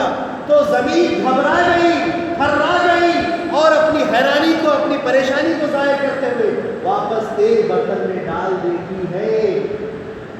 زمین بھی جس پر کسی خلیفہ رسول کا وقت بس نہیں چلتا، وہ زمین بھی بے نمازی سے ڈرتی ہے۔ آپ کو غور کرنا چاہیے کہ آپ نماز اگر چھوڑ دیتے ہیں، اللہ کے گھر کو چھوڑ دیتے ہیں، گویا کہ زمین بھی آپ کو قبول نہیں کرتی۔ وہ زمین جس سے آپ بنے ہو، جس کا آپ ایک حصہ ہو، مٹی کا پتلا ہو، لیکن وہ زمین بھی آپ کو قبول کرنے سے ڈرتی ہے، بے نمازیوں کو قبول نہیں کرتی۔ حضرت عمر فاروق رضی اللہ تعالیٰ عنہ ایسے اللہ تبارک و تعالیٰ کے مقرب بندے تھے کہ آپ کی بات کو زمین بیکار نہیں کرتی۔ نہر نیل کا واقعہ ہے کہ مصر کے اندر نہر نیل، جس کو نائل کہتے ہیں آج انگریزی زبان میں، سب سے بڑی نہر جو بہتی ہے مصر کے اندر، ایجپٹ کے اندر، وہ اکثر ہر سال رک جاتی تھی بہنا، اور روایت میں آتا ہے لوگ وہاں کے کہتے ہیں کہ جب تک ایک کنواری جوان لڑکی کو اس میں نہیں ڈالا جاتا وہ نہر پھر شروع نہیں ہوتی۔ یہ بات وہاں کے گورنر کو پتہ چلی، وہاں کے گورنر نے خط لکھ کر حضرت عمر فاروق کو مدینہ منورہ میں یہ بات پہنچائی کہ یہاں پر ایک ندی ہے جس کو نہر نیل کہا جاتا ہے، اور اس کی یہ درگشا ہے کہ یہاں پر ندی بند ہو جاتی ہے، اور ایک کنواری لڑکی کو جب اس میں دفنایا جاتا ہے تو پھر ندی چالو ہوتی ہے۔ حضرت عمر فاروق رضی اللہ تعالیٰ عنہ نے گورنر کو ایک خط لکھا اور ندی کو ایک خط لکھا، اور گورنر سے کہا کہ یہ خط لے جا کر ندی میں ڈال دو۔ جیسے ہی گورنر نے خط لے جا کر ندی میں ڈالا، ندی بہنا شروع ہو گئی۔ لوگ تعجب کرنے لگے کہ حضرت عمر فاروق رضی اللہ تعالیٰ عنہ کی گفتگو میں، ان کی بات میں، ان کے قدم میں آخر ایسا کون سا اثر آ چکا تھا کہ جس کی وجہ سے ندی بہنا شروع ہو گئی اور ہم کو ایک کنواری لڑکی دفن کرنے کی ضرورت بھی نہیں ہوئی۔ حضرت عمر فاروق رضی اللہ تعالیٰ عنہ نے اس میں کیا لکھا تھا؟ یہ لکھا تھا کہ اے ندی، اگر تو اللہ کے حکم سے بہتی ہے تو بہتی رہے، یا اگر تو اپنی مرضی سے بہتی ہے تو ہمیں تیری کوئی ضرورت نہیں ہے، تو بد بہے، تو ہمیشہ کے لیے رک جا۔ اگر تو اپنی مرضی سے بہتی ہے، اگر تو اللہ کے حکم سے بہتی ہے تو اللہ کے حکم سے جاری ہو جا۔ یہ لکھ کر آپ نے ڈالا تو اللہ کے حکم سے وہ ایسی چلی کہ آج بھی اس کا نام پورے دنیا کے اندر لیا جاتا ہے کہ سب سے بڑی ندی جو بہتی ہے، سب سے بڑی نہر جو بہتی ہے، نہر نیل، جو مصر کے اندر، ایجپٹ کے اندر آج بھی موجود ہے۔ حضرت عمر فاروق رضی اللہ تعالیٰ عنہ کی دنیا والوں کو ایک عطا، ایک مثال ہے وہ نہر۔ حاضرین گرامی، حضرت عمر فاروق رضی اللہ تعالیٰ عنہ اسی طریقے سے اپنا وقت گزارنے لگے، اللہ اللہ کرنے لگے، خود اللہ اللہ کرتے، لوگوں سے بھی اللہ اللہ کرواتے۔ آپ بحیثیت خلیفہ جہاں کہیں دوسرے ملکوں کے اندر، دوسرے شہروں کے اندر گورنروں کو اور حاکموں کو جب مقرر کرتے تو ان کے اوپر بہت سارے فیصلے لگایا کرتے تھے کہ دیکھو تم عالی شان گھوڑوں پر، ترکیوں کے گھوڑوں پر سواری مت کرنا، تم پتلا باریک ریشمی لباس مت پہننا، تم اپنے ساتھ دربانوں کو اور غلاموں کو مت پالنا، اور جب کوئی فریادی تمہارے دروازے پہ آئے تو تمہارا دروازہ ہمیشہ کے لیے کھلا ہونا، اور کوئی دنیا کی چیز تمہارے پاس جمع نہیں ہونا۔ اگر یہ چیزیں تمہارے اندر پائی جائے گی تو تمہیں اسی وقت معزول کر دیا جائے گا، تمہیں منصب سے ہٹا دیا جائے گا اور عام انسانوں میں رکھ دیا جائے گا۔ ایک مرتبہ کا واقعہ ہے کہ مصر کے ہی مقام میں غالباً ایک گورنر مقرر تھا جو ریشم کا لباس پہننے لگا تھا، اور ایک غلام نے یہ خبر حضرت عمر فاروق تک پہنچا دی تو عمر فاروق رضی اللہ تعالیٰ عنہ فرماتے ہیں اس غلام سے کہ تو اس حاکم کو، اس گورنر کو قیدی بنا کر اس جگہ لے کر آ۔ مدینہ منورہ میں حاکم وقت ہے وہاں کا، مصر کا، لیکن اس کو غلام بنا کر غلام نے قیدی بنا کر لے کر آیا، اور لانے کے بعد حضرت عمر فاروق رضی اللہ تعالیٰ عنہ نے بالوں سے بنا ہوا لباس، بکرے کے چمڑے کا لباس اس کو پہنایا، اور اس کو یہ سزا دی کہ تو نے آج تک بھی جتنا بھی پیسہ اور جتنا بھی ظلم کیا ہے اس کا تجھے بھگتان کرنا پڑے گا، اس کا کفارہ دینا پڑے گا۔ یہ حضرت عمر فاروق رضی اللہ عنہ کا اکثر فیصلہ ہوا کرتا۔ بہرحال اسی دبدبے کے اندر، اسی فیصلوں کے اندر، اسی اسلام کو طاقت دینے کے ساتھ ساتھ 10 سال کا عہد، 10 سال کا عرصہ آپ نے اپنی خلافت کا پورا کیا، اور بالآخر ہمیشہ مدینہ منورہ میں آپ یہ دعا کرتے، یا اللہ تو مجھے شہادت کی موت دے۔ کیا کہتے؟ یا اللہ تو مجھے شہادت کی موت عطا فرما۔ تو لوگ کہتے اے عمر تمہیں شہادت مدینے کے اندر کیسے ہو سکتی ہے؟ اس کے لیے تو میدان جنگ میں جانا چاہیے، کافروں سے ہتھیار کے ذریعے سے لڑنا چاہیے۔ بھلا تم مسجد نبوی میں بیٹھنے والے، مدینہ منورہ میں رہنے والے، یہاں شہر کے اندر بھلا تم پر کوئی کیسے غالب آ سکتا ہے، تم پر کوئی کیسے حملہ کر سکتا ہے، یہاں شہادت بیٹھے بیٹھے کیسے مل سکتی ہے؟ یہ ہونے والی بات نہیں ہے، لہٰذا تم کیوں ایسی فریاد یہاں بیٹھے بیٹھے کرتے ہو؟ لیکن حضرت عمر فاروق رضی اللہ تعالیٰ عنہ ہر وقت، ہر نماز میں، ہر نماز کے بعد اللہ سے یہ دعا کرتے کہ اے اللہ تو اپنے دربار میں مجھے شہادت کے ساتھ بلا۔ لہٰذا آخری حج آپ نے جب مکمل کیا سن 23 ہجری کا، اور حج سے فارغ ہونے کے بعد جب آپ مسجد نبوی میں ایک مرتبہ بیٹھے ہوئے تھے تو حضرت مغیرہ رضی اللہ تعالیٰ عنہ اور ان کا بے باک غلام ابو لولو فیروز جو ایک مجوسی تھا، حضرت مغیرہ رضی اللہ تعالیٰ عنہ سے جھگڑا کر لیتا ہے، اور فیصلہ کرانے کے لیے حضرت مغیرہ اور ان کا وہ غلام ابو لولو فیروز دونوں بھی عمر فاروق کے پاس آتے ہیں۔ حضرت عمر فاروق حق کو دیکھ کر سچائی کا ساتھ دیتے ہوئے حضرت مغیرہ کے حق میں فیصلہ کر دیتے ہیں، جس پر سے وہ مجوسی غلام ابو لولو فیروز بڑا غصے میں آ جاتا ہے اور آپ سے بے حد نفرت کرنے لگتا ہے، آپ کے قتل کا ارادہ کرنے لگتا ہے، اور چند ہی دنوں میں ایک زہر میں ڈوبا ہوا خنجر لے کر فجر کی نماز کے وقت، غالباً 26 ذی الحجہ کی وہ تاریخ تھی، یعنی کہ پہلی محرم سے 4 دن 5 دن پہلے کا یہ واقعہ ہے کہ خنجر زہر میں ڈوبا ہوا ہے، اور فجر کی نماز کے اندر حضرت عمر فاروق رضی اللہ تعالیٰ عنہ کے بالکل پیچھے پہلی صف میں وہ خنجر چھپا کر آ جاتا ہے، اور جیسے ہی نماز کے لیے رکعت باندھتے ہیں اللہ کے نبی صلی اللہ علیہ وسلم کے یہ عزیز خلیفے نماز میں داخل ہوتے ہیں، موقع دیکھ کر خنجر سے وار پر وار کرتا ہوا 6 ایسے زخم آپ کے پیٹ پر اور کاندھے پر کر دیتا ہے کہ حضرت عمر فاروق رضی اللہ تعالیٰ عنہ اپنے آپ کو سنبھال نہیں پاتے ہیں، اور جب صحابہ کے درمیان یہ چیز ہوتی ہے اس کو پکڑنے کے لیے لپکتے ہیں تو 12 صحابہ کو اور زخمی کرتا ہوا وہ فرار ہونے لگتا ہے، تو ایک صحابی اس کو چادر میں ڈال کر جب لپیٹتے ہیں تو دیکھتا ہے کہ اب میں پھنس چکا ہوں، اپنے ہی خنجر سے اپنے پیٹ پر وار کر کے وہ اپنے آپ کو قتل کر لیتا ہے، خودکشی کر لیتا ہے۔ حضرت عمر فاروق رضی اللہ تعالیٰ عنہ جنہوں نے اللہ سے دعا کی تھی کہ یا اللہ مجھے اپنے دربار میں، نماز کیا ہے؟ اللہ کا دربار ہے۔ حضرت عمر فاروق رضی اللہ تعالیٰ عنہ کی فریاد کہ یا اللہ تو مجھے اپنے دربار میں شہادت کی موت دے، اور وہ دعا قبول ہونے کے لیے آئی۔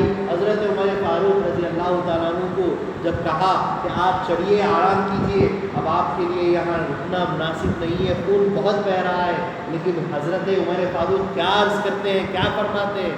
پہلے نماز پڑھوں گا پھر جاؤں، پہلے نماز ادا کیے ہیں، موت آ رہی ہے، آنند فانند آپ شہادت کے قریب پہنچ چکے ہیں، لیکن اس حالت میں بھی نماز سے بہتر چیز اور کچھ نظر نہیں آتی، نماز ادا کرتے ہیں۔ حضرت عمر فاروق رضی اللہ تعالیٰ عنہ کی ابتدا نماز اور عبادت کے لیے ہوئی ہے۔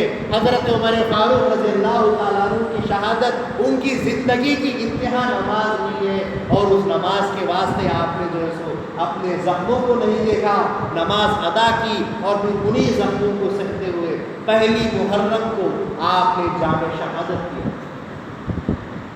اپنے آپ کو جب آپ تکلیف میں تھے، شہادت کے قریب آ رہے تھے، سب سے پہلے اپنے بیٹے کو آپ نے بلایا اور ان کو وصیت نصیحت کرنے لگے۔ کیا وصیت کی؟ اے میرے بیٹے، سب سے پہلی چیز جو میں یہ کہتا ہوں کہ مجھ پر اگر کسی کا قرض ہے تو ادا کر دو، بتاؤ مجھ پر کتنا قرض ہے؟ حضرت عمر فاروق رضی اللہ تعالیٰ عنہ سے بیٹے کہتے ہیں کہ 80,000 درہم آپ کے اوپر قرض ہے۔ حضرت عمر فاروق رضی اللہ تعالیٰ عنہ اپنی جان کو روک لیتے ہیں، مجھ پر قرض ہے اور میں مر جاؤں نہیں ہو سکتا، اے میرے بیٹے میرے قرض کو ادا کر دے، میری جائیداد جو کچھ ہے اس کو بیچ دے اور اس قرض کو ادا کر دے، اگر میرے پاس جائیداد میں اتنا کچھ نہیں ہے تو ہے، میری اولاد ہے، اور جتنا بھی میرا قبیلہ ہے ان پر ذمہ داری بنتی ہے کہ میرا قرض ادا کرے، ورنہ مجھے چین نہیں آئے۔ اس کے بعد دوسرا سوال آپ پوچھتے ہو، اے میرے بیٹے ذرا بتاؤ میرا قاتل کون ہے؟ اے عبداللہ ابن عمر بتا میرا قاتل کون ہے، مجھے قتل کرنے والا کون ہے؟ تو کہا گیا، بتایا گیا کہ ابو لولو فیروز نے آپ کو خنجر سے وار کیا ہے، آپ کو قتل کرنے والا ایک مجوسی ہے۔ آپ نے اللہ کا شکر ادا کیا، یا اللہ تیرا لاکھ لاکھ احسان، تیرا شکر ہے کہ تو نے ایک مسلمان کے ہاتھ سے میرے خون کو نہیں رکھا، ایک کافر کے ہاتھ سے مجھے شہید کیا، تیرا احسان، تیرا لاکھ لاکھ شکر ہے میرے مولا کہ مسلمانوں کی تو نے میرے خون سے حفاظت کی اور ایک کافر کے ہاتھوں سے میرا خون اور میرا قتل کروایا، تیرا شکر ہے۔ اس کے بعد تیسرا سوال آپ کرتے ہیں، بیٹا اے عبداللہ ابن عمر جاؤ بی بی عائشہ صدیقہ رضی اللہ تعالیٰ عنہ سے میری تمنا، میری خواہش کا اظہار کرو۔ تو حضرت عبداللہ ابن عمر رضی اللہ تعالیٰ عنہ فوراً آنن فانن بی بی عائشہ صدیقہ رضی اللہ تعالیٰ عنہ کے پاس پہنچتے اور ان سے ان کی تمنا، عمر فاروق رضی اللہ تعالیٰ عنہ کی خواہش ظاہر کرتے ہیں کہ وہ اپنے ساتھیوں کے بازو دفن ہونا چاہتے ہیں۔ کون ہے عمر فاروق رضی اللہ تعالیٰ عنہ کے ساتھی؟ حضرت عمر فاروق رضی اللہ تعالیٰ عنہ کے ساتھی اللہ کے رسول صلی اللہ علیہ وسلم اور ابو بکر صدیق رضی اللہ تعالیٰ عنہ، بالکل حضور صلی اللہ علیہ وسلم کے مزار کے قدموں کی طرف ابو بکر صدیق رضی اللہ تعالیٰ عنہ کا مزار نیچے ہے، اور ان کے قدموں میں حضرت عمر فاروق رضی اللہ تعالیٰ عنہ کا مزار بنایا گیا۔ بی بی عائشہ نے ان کی تمنا کی اجازت دے دی اور کہا کہ میں نے اپنے لیے وہ جگہ رکھی تھی، لیکن عمر فاروق رضی اللہ سلام کرتی ہو اور اجازت دیتی ہو کہ وہ میری جگہ بھی لے سکتے ہیں۔ اس طرح سے حضرت عمر فاروق رضی اللہ تعالیٰ عنہ نے اپنے یار ان کے ساتھ، اپنے ساتھیوں کے ساتھ ان کے بازو میں دفن ہوئے اور بڑے اطمینان کے ساتھ جام شہادت کو دیا۔ تو محرم کی یہ وہ پہلی تاریخ ہے جہاں حضرت عمر فاروق رضی اللہ تعالیٰ عنہ کی شہادت عمل میں آئی، اور ان کی شہادت سے وہ جہنم کا افق کھل گیا اور یہاں سے فسادوں کی بارشیں ہونے لگی، فسادیاں ہونے لگے، یہاں سے جھگڑے ہونے لگے، یہاں سے شہادتوں کا سلسلہ شروع ہونے لگا اور امام حسین رضی اللہ تعالیٰ عنہ کی شہادت تک جا کر پہنچا۔ انشاءاللہ العزیز کل سے ہم حضرت امام حسین رضی اللہ تعالیٰ عنہ کی زندگی مبارک، آپ کی سوانح حیات، آپ کا بچپن، آپ کا کردار، آپ کا عمل، اس کے اوپر انشاءاللہ تعالیٰ ہم روشنی ڈالنے کی کوشش کریں گے، اور انشاءاللہ العزیز آج کی طرح ہم اگلے دنوں میں بھی کچھ نہ کچھ یہاں سے فیض لے کر اٹھیں گے، اور اس جذبے کے ساتھ اٹھیں گے کہ اللہ تعالیٰ ہم کو ایمان کے ساتھ رکھے گا، عمل کے ساتھ رکھے گا، اور ایمان اور عمل کے ساتھ ہمارا خاتمہ کرے گا، ایمان اور عمل کے ساتھ ہمارا حشر فرمائے گا، جیسا کہ اللہ نے فرمایا کہ انسان اس وقت تک خسارے میں ہے جب تک کہ اس کے پاس ایمان نہیں ہے اور عمل نہیں ہے۔ اللہ تعالیٰ ان بزرگوں کے واسطے سے ہم کو ایمان اور عمل دونوں کی جو ہے توفیق عطا فرمائے۔ اللہ تعالیٰ ہمارے اندر ایمان کا جذبہ اور عمل با محبت، عمل با اخلاص پیدا کرے۔ اللہ تبارک و تعالیٰ ہم تمام کو قبول فرمائے۔ اللہ تبارک و تعالیٰ ہمارے صغیرہ اور کبیرہ گناہوں کو ان بزرگوں کی شہادتوں کے واسطے سے معاف فرمائے۔ اللہ تبارک و تعالیٰ ہمیں اپنے دیدار سے سرفراز فرمائے۔ اللہ تعالیٰ ہماری خبروں میں ہم کو راحت دے، آخرت میں ہم کو سائے نبی، سائے مہدی کے اندر جگہ دے۔ اللہ تعالیٰ ہم کو آخرت میں اور دنیا میں کامیاب بنائے۔ آمین۔ وآخر دعوانا ان الحمد للہ رب العالمین۔